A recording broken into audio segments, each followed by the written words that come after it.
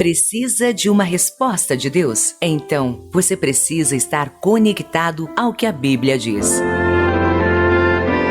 Ouça agora uma mensagem com o pastor Luciano Archila.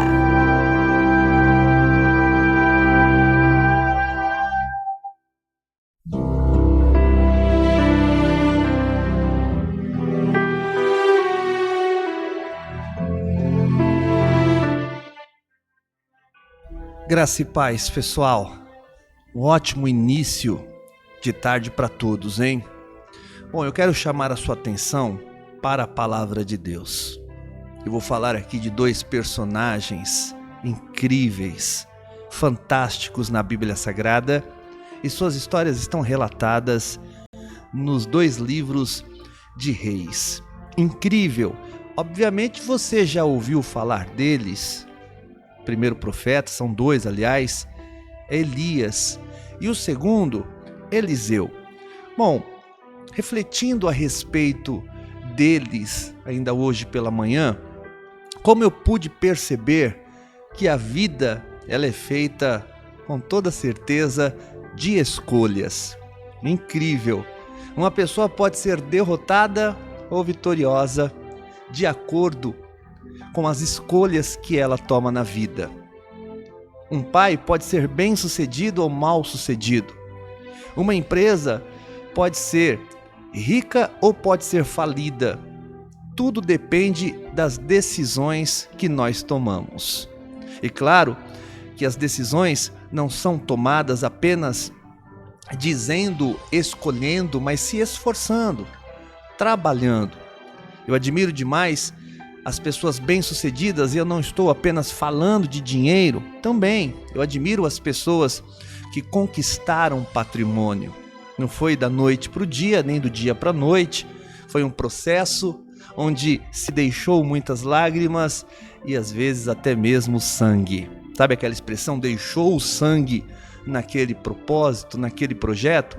Mas são pessoas que alcançaram, e eles fazem parte de uma minoria.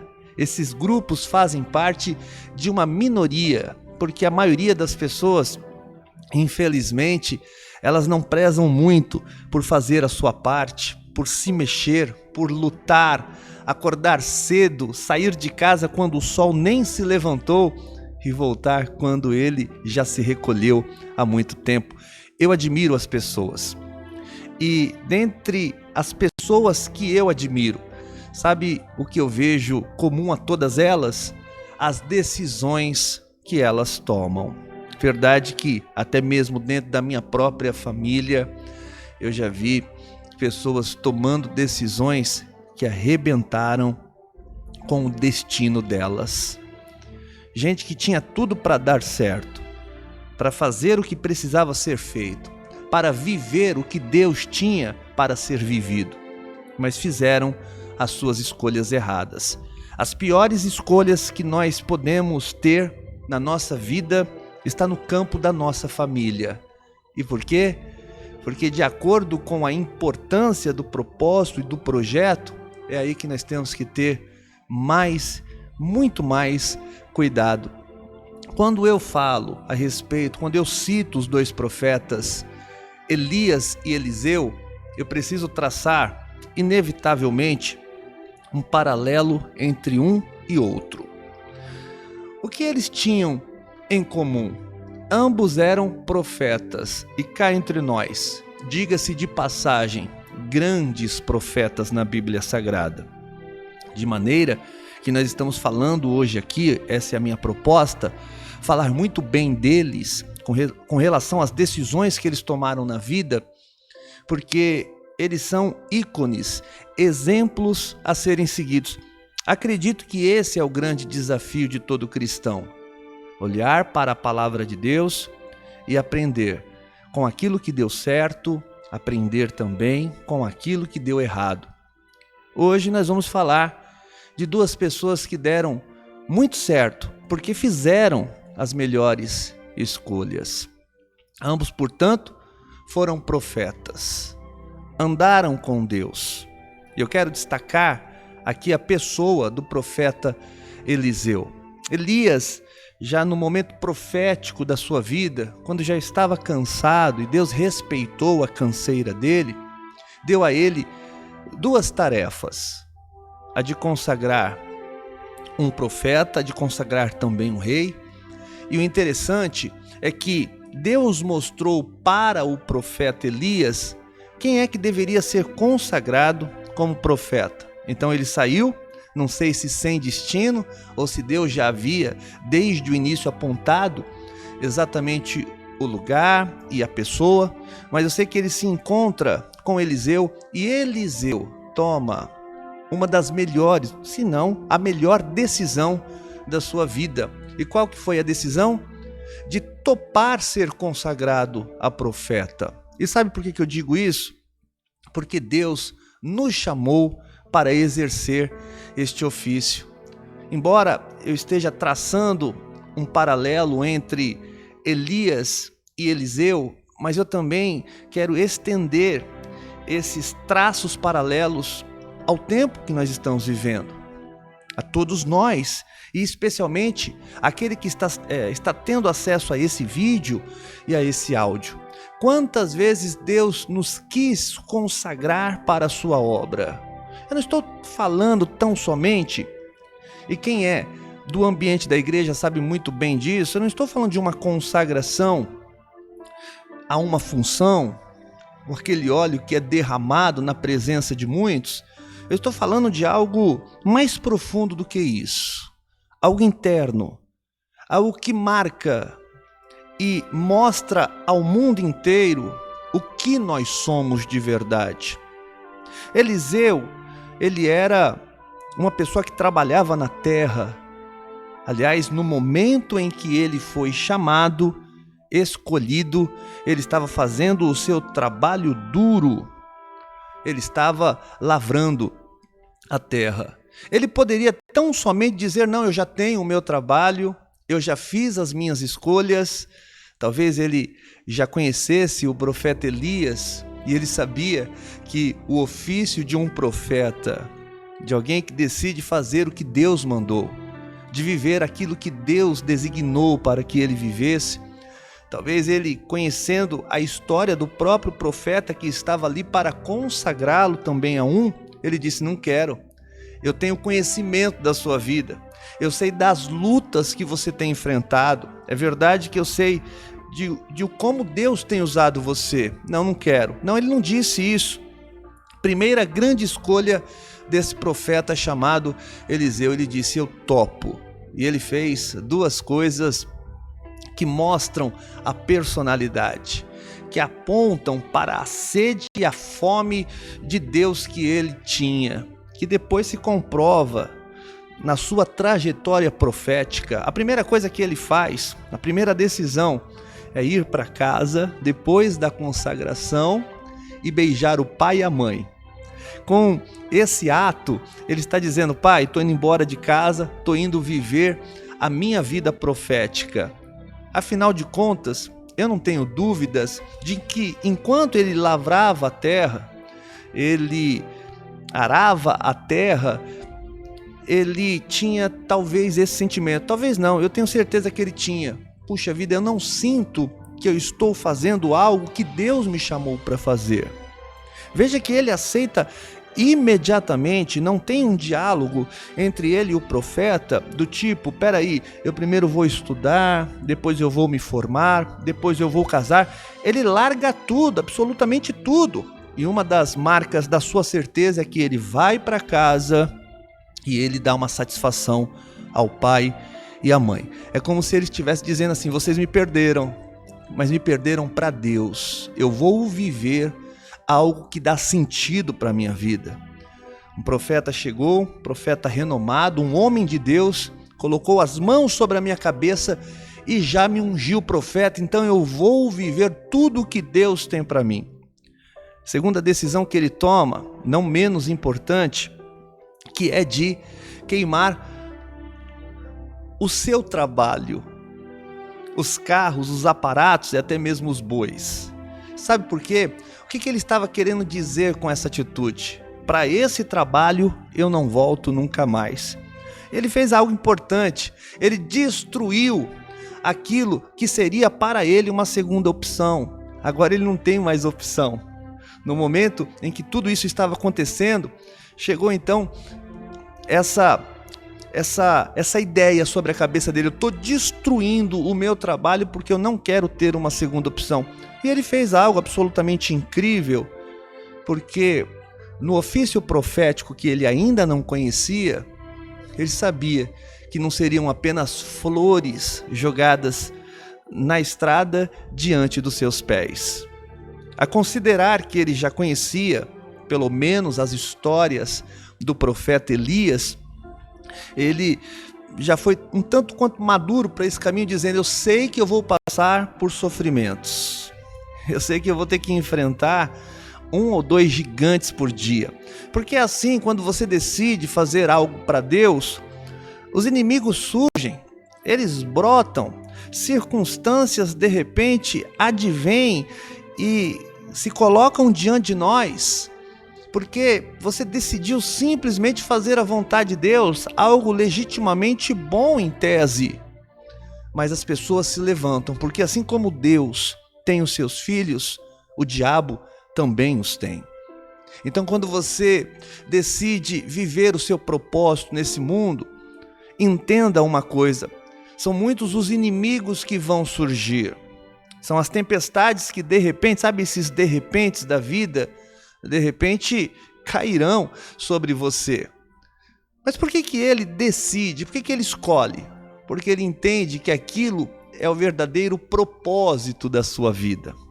No curso Maturidade Espiritual que nós damos, inclusive para muitos membros aqui da Rádio Gospel Capital, a gente diz o seguinte: quando Deus nos revela propriamente dito algo, na verdade, antes da revelação, ele já colocou dentro do nosso coração a expectativa de que nós vamos viver algo gigante na nossa vida, algo que realmente Deus decidiu na eternidade.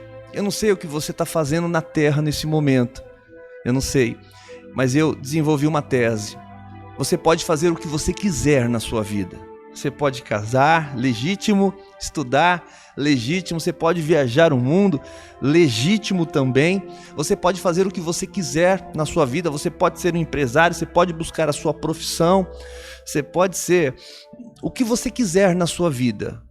Deus não vai se opor, mas tome cuidado, porque nisso consiste a tese que eu desenvolvi.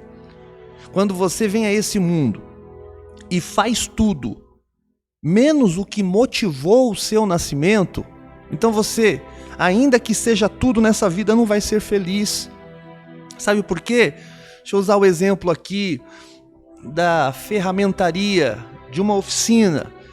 Um martelo, quando ele foi idealizado, projetado, quando ele foi construído, quando ele nasceu para bater o prego, meu amigo.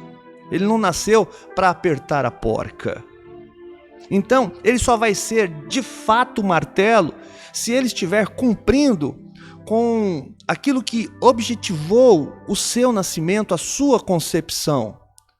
Então, entenda uma coisa: uma porca pode até ser apertada, de repente, por um alicate, mas não é o alicate a ferramenta, especificamente a ferramenta preparada para fazer aquilo.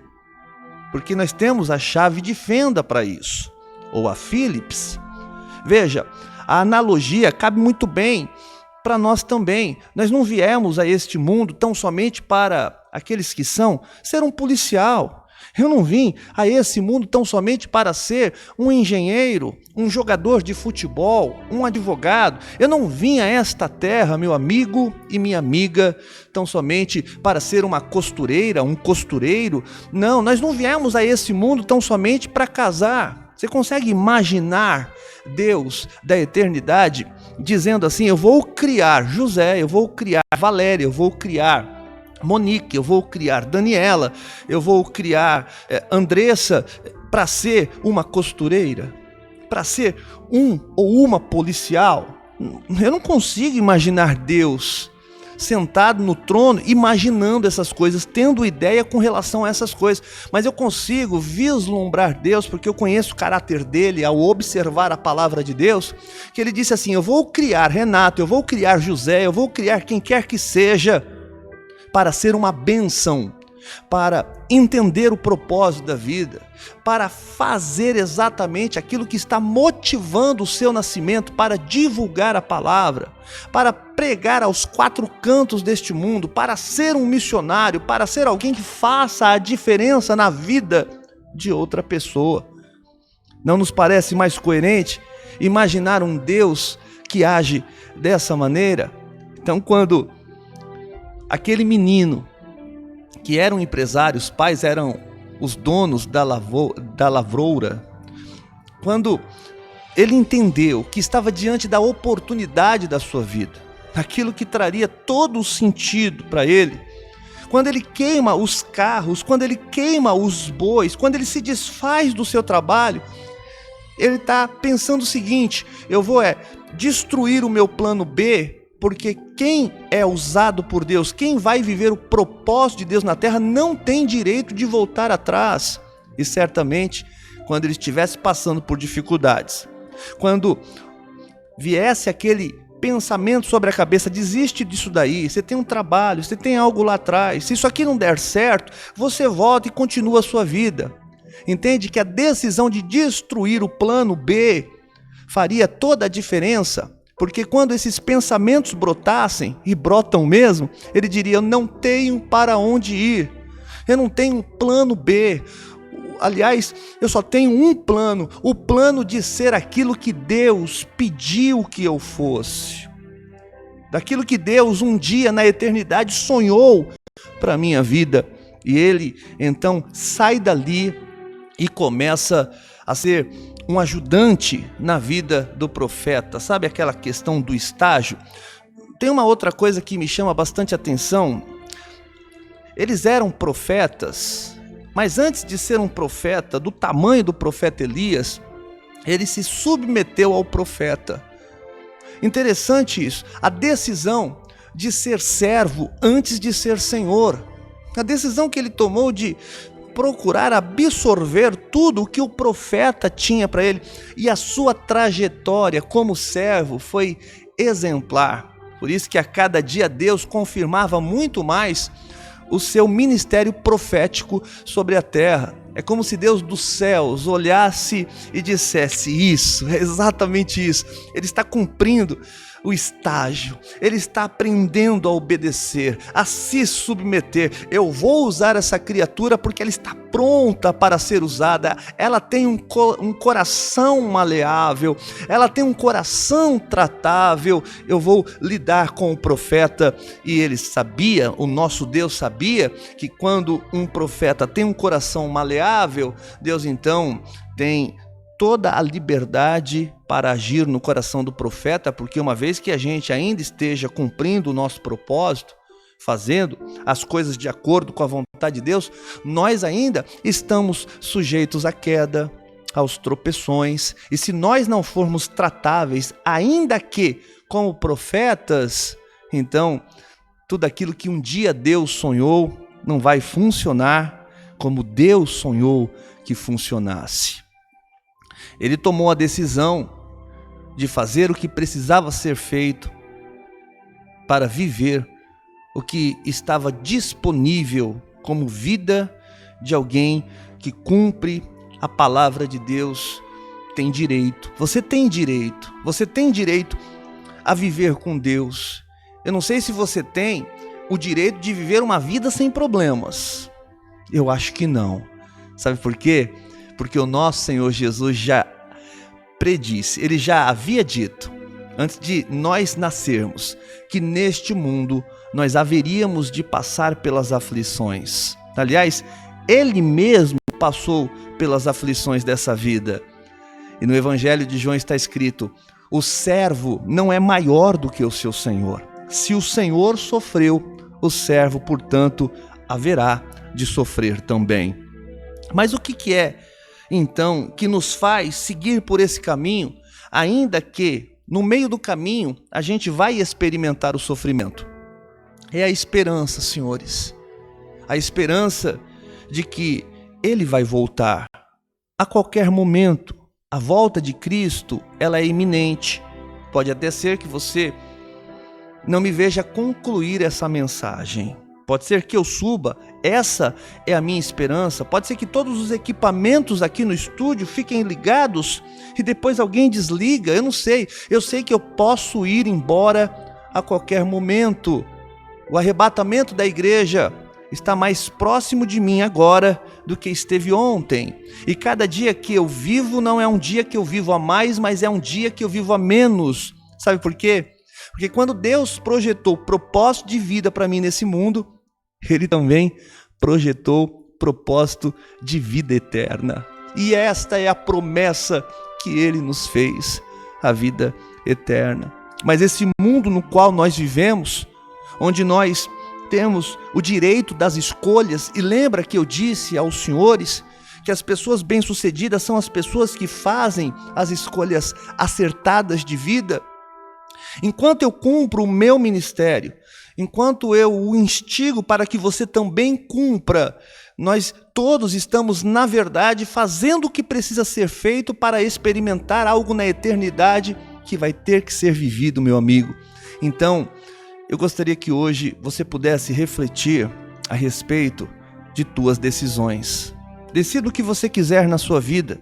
Decida ser mais. Decida ser menos arrogante. Decida ser mais prudente. Decida ser menos encrenqueiro. Decida ser uma pessoa de mais paz. Decida ser uma pessoa menos complexa, complicada. Decida ser em Cristo Jesus uma pessoa mais simples. Mas você só não pode deixar de decidir uma coisa: de viver o que Deus planejou para você viver.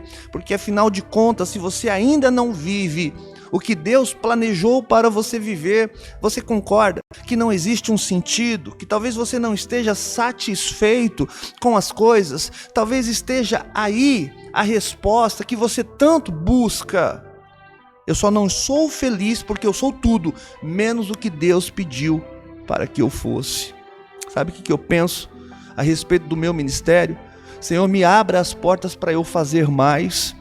Conversando agora com o irmão da Bahia, arde no meu coração pegar uma van, encher com alimentos, colocar as caixas de som atrás, levar os microfones, armar tudo isso numa praça e fazer um grande dia de missões.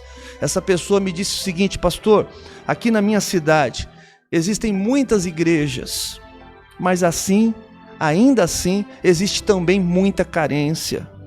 Me parece que, às vezes, até mesmo a igreja não cumpre com o propósito para o qual foi idealizada. O que nós temos que fazer? Nós temos que ser uma bênção na vida das pessoas. Nós temos que pregar a palavra de Deus a elas, mas nós também temos que alimentar o corpo delas, porque tem gente sofrendo. Esse é o meu propósito de vida. Talvez esse seja o seu e você ainda não descobriu. Eu ainda quero mais, mas eu posso dizer, eu sou feliz com aquilo que Deus me deu. Eu sou suficientemente abençoado com aquilo que Deus já me deu. E Deus me deu algo que não importa o tanto que eu receba ainda, nunca vai superar. Deus me deu o seu filho, morreu na cruz do Calvário. Hoje a minha vida faz sentido, porque eu olho para a cruz todos os dias. Eu vejo a cruz vazia, eu vejo Deus dentro do meu coração, eu entendo que essa é a minha missão. Eu decidi ser muitas coisas na minha vida, eu já alcancei muitos objetivos, mas nada pode substituir o que entendo que preciso fazer. Sabe, não foi ninguém que me disse, as coisas de Deus são assim, você sente dentro de você que você precisa fazer o que foi chamado para fazer. E um dos grandes erros que as pessoas cometem, que inclusive as impede de viver o seu chamado, é que elas sempre pensam assim: eu não fui chamado para isso, mas tal pessoa foi. Não, eu sei que eu poderia fazer isso, mas tem mais gente fazendo isso. E aí o tempo vai passando e cada vez nós temos menos sentido de vida, porque não importa, repito para terminar, o que você esteja fazendo nesse mundo, pode até ser legítimo o que você está fazendo, mas se você não faz a única coisa que motivou o seu nascimento, que é divulgar essa palavra, que é ser um exemplo e um testemunho vivo por onde quer que você passe, para todas as pessoas que te conhecem, então você jamais vai ser feliz. Você pode ser feliz e não ter dinheiro, e você pode ser completamente infeliz tendo todos os recursos, inclusive sendo uma pessoa extremamente rica. Tome hoje a melhor decisão da sua vida. E a decisão é de dizer sim ao seu chamado. Dá tempo ainda. Se o seu coração está batendo dentro do seu peito, dá tempo ainda. Então, em nome de Jesus, faça o que precisa ser feito. Tocar um bonito louvor agora e, na sequência, não saia daí, nós vamos juntos orar. Até daqui a pouco.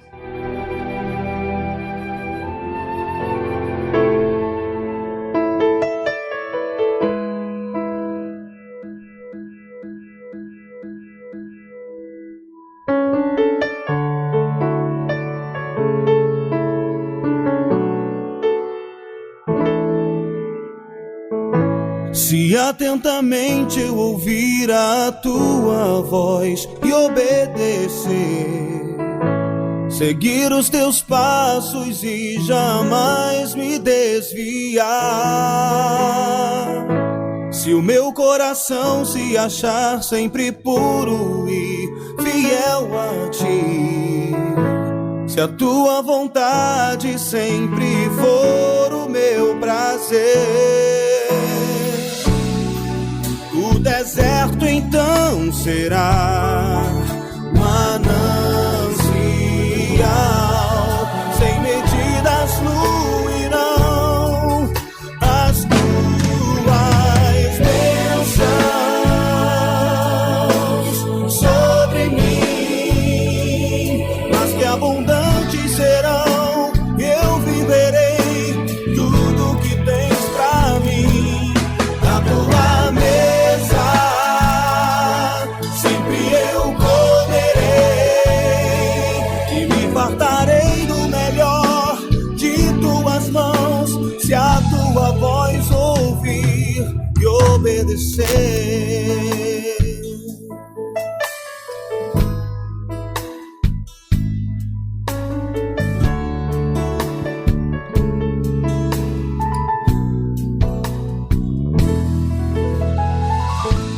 Se atentamente eu ouvir a tua voz e obedecer, seguir os teus passos e jamais me desviar,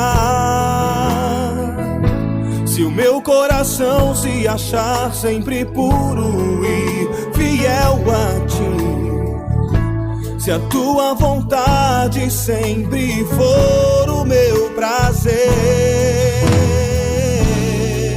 o deserto então será manancial, sem medidas fluirão as tuas bênçãos sobre mim, mas que abundantes serão, eu viverei tudo que tens pra mim.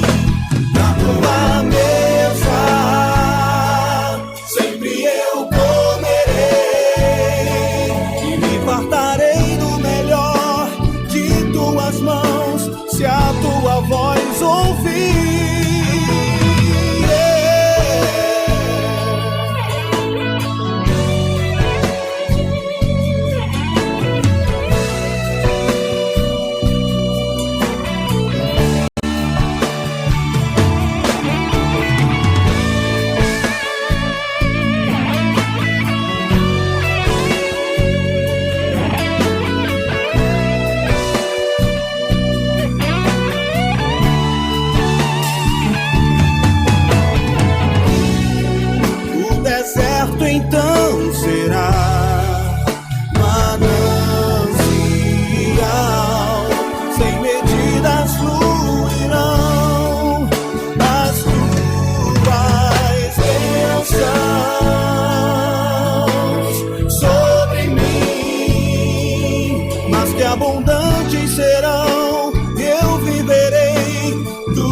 que tens pra mim. Na tua mesa sempre eu comerei e me fartarei do melhor de tuas mãos, se a tua voz ouvir e obedecer.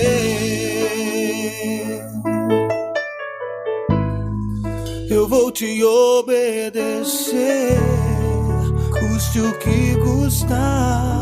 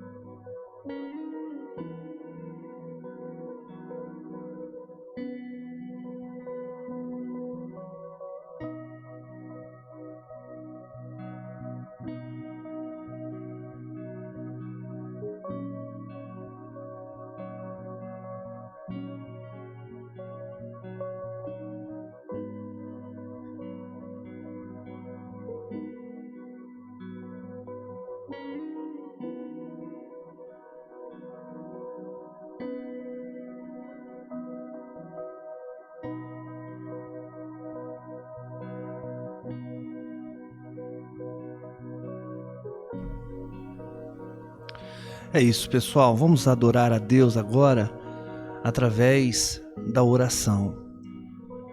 Nosso Deus e nosso Pai Celestial, nós te louvamos, te engrandecemos e te bendizemos.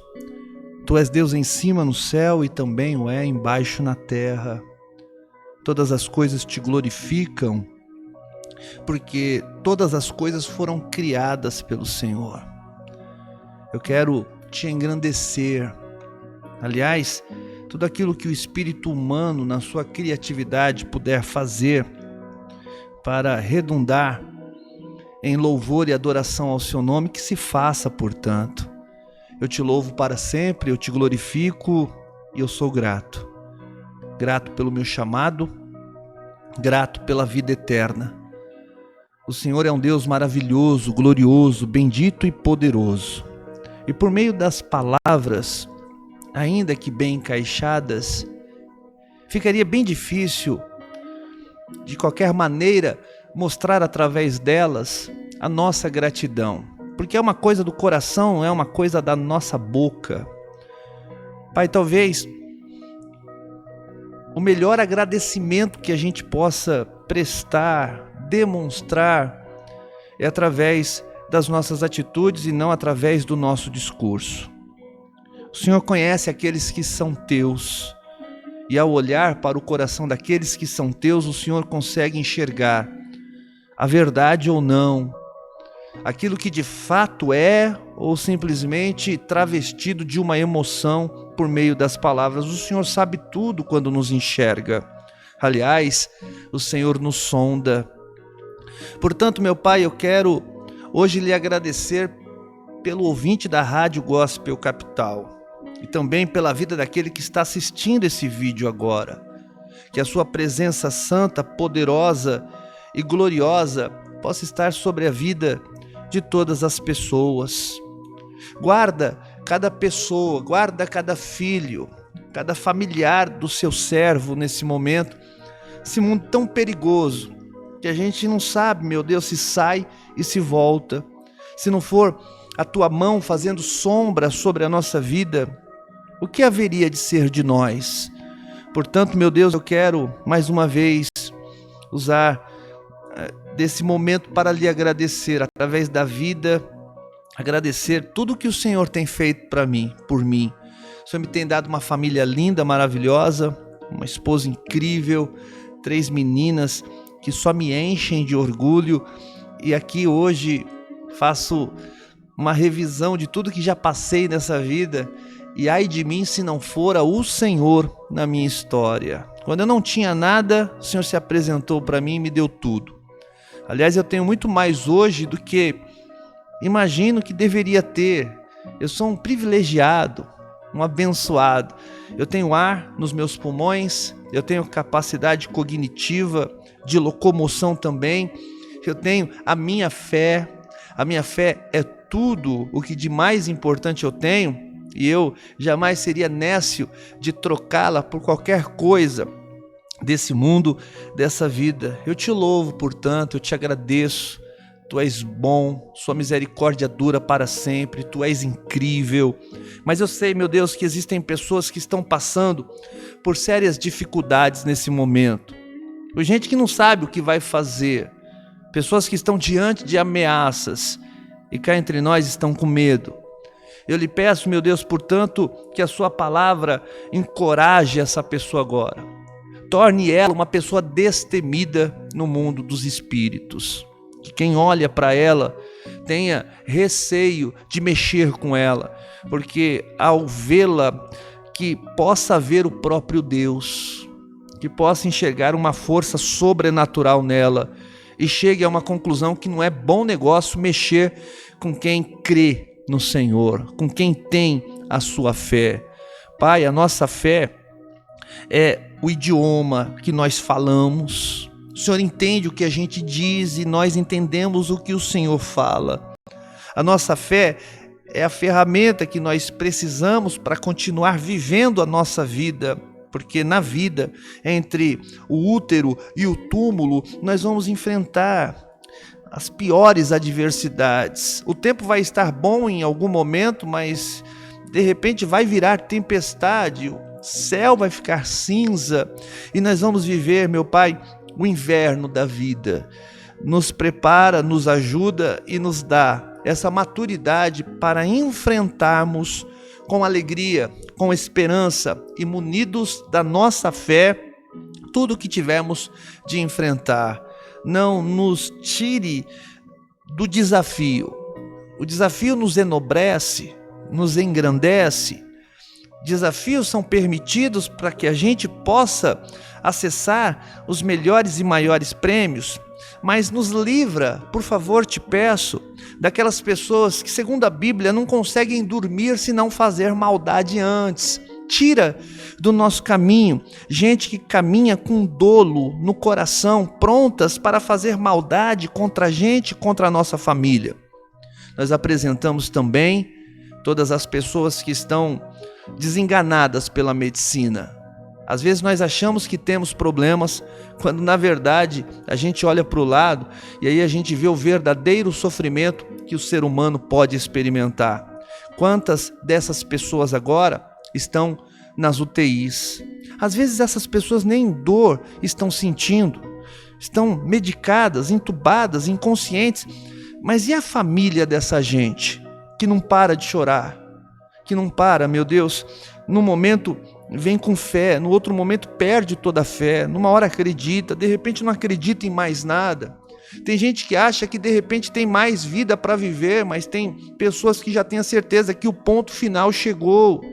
Quantas pessoas já jogaram a toalha, já desistiram, porque o médico disse que não tem mais jeito. Mas enquanto o coração estiver batendo, nós vamos acreditar.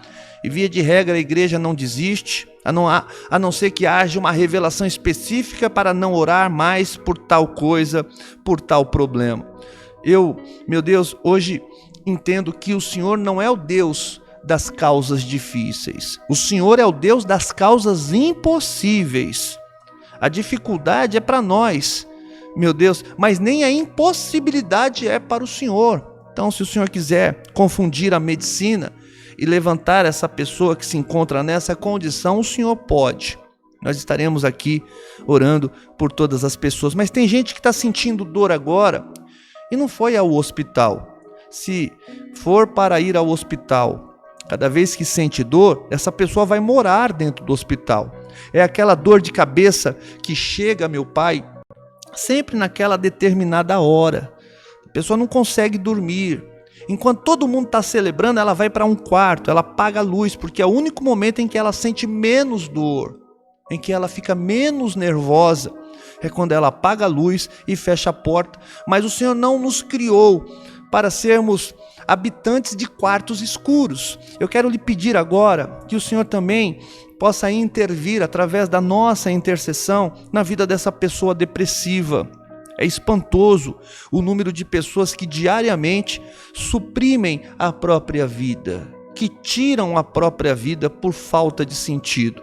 Quantas pessoas que poderiam hoje estar vivendo, meu Deus, o seu ministério de maneira tão linda, mas decidiram simplesmente não ouvir a sua voz. O último louvor, inclusive, diz que se nós ouvirmos a sua voz, se atentamente nós ouvirmos a sua voz e tivermos a coragem de praticar o que a sua voz manda, a nossa vida se enche de sentido. Então, portanto, eu lhe peço, meu Pai, uma bênção especial sobre a vida das pessoas que estão vivendo nessa situação, que estão depressivas, angustiadas, que não encontram sentido para a vida. Também peço por todas as pessoas que estão sofrendo, que estão sendo humilhadas neste momento por causa da condição financeira, da condição social na qual estão inseridas.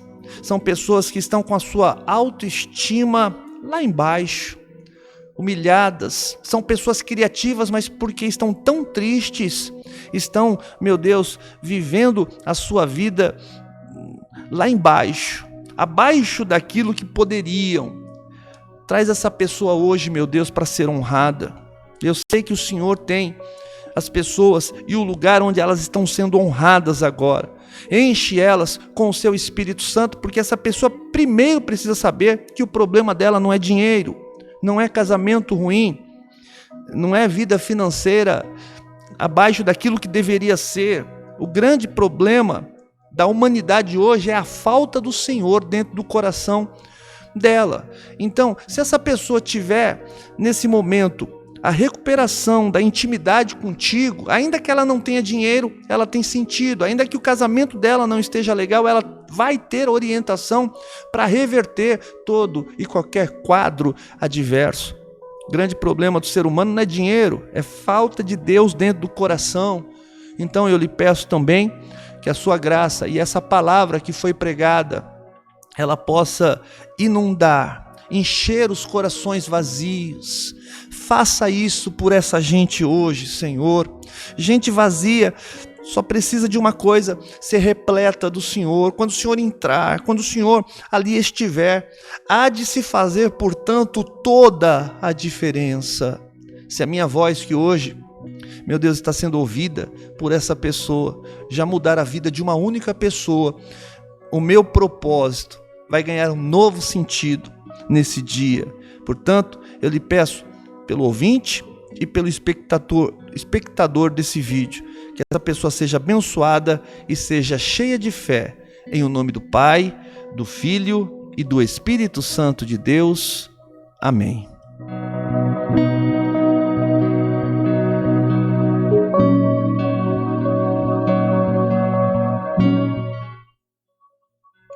Graça e paz, pastor.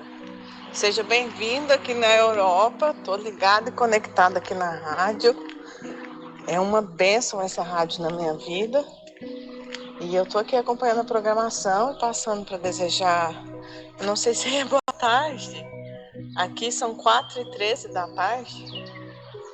Aí eu nem sei que horas que é, mudou o fuso horário nosso aqui. Mas enfim, estou passando para desejar um feliz dia para todos, na presença do Senhor, e louvar a Deus pela sua vida e pela vida da sua família. Aqui é a Cleibiana, falando da Espanha, representando Quirinópolis, no estado de Goiás, do Brasil. Um abraço, a paz. Irmã Cleibiana, lá da Espanha. Deus abençoe a senhora aí, viu? Sempre fico muito feliz com as tuas mensagens. Irmão Valci Souza também nos ouvindo. Salvo engano, de Goiás, na cidade de Guapó, não é isso? Obrigado, gente, pelo carinho da audiência. Se Deus permitir, nós vamos estar aqui em nome de Jesus amanhã novamente para fazer tudo o que nós fizemos hoje com uma unção nova. Obrigado pelo carinho e pelo respeito a mim e à Rádio Gospel Capital. Desejo a todos uma ótima tarde. Deus abençoe a todos abundantemente, em nome de Jesus. Tchau, tchau.